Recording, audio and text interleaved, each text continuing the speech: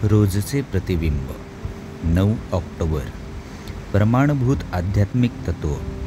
जेव्हा जेव्हा आपण अस्वस्थ बेचैन असतो, मग त्यामागील कारण काहीही असो, तेव्हा प्रत्येक वेळी आपला काहीतरी दोष असतोच. हे प्रमाणभूत आध्यात्मिक तत्व आहे.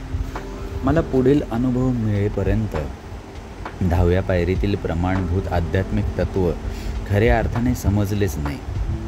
एकदा मी माझ्या शयनगृहात थोडा वेळ बसलो होतो.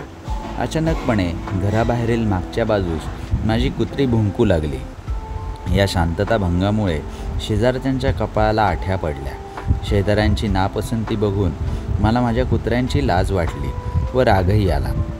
लगेचच मी कुत्र्यांना दरडावून गप्प गेले व घरात बोलवले. काही आठवड्यांनंतर परत अगदी तशीच परिस्थिती उद्भवली.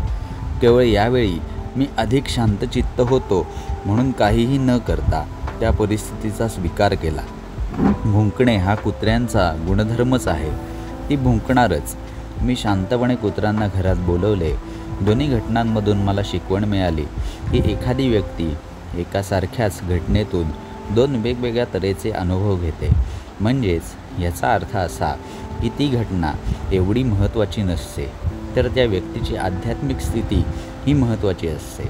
भावना या आतून येत असतात, त्या बाहेरील परिस्थितीमधून येत नसतात. जेव्हा माझी आध्यात्मिक परिस्थिती सकारात्मक असते, तेव्हा माझी प्रतिक्रियासुद्धा सकारात्मक असते.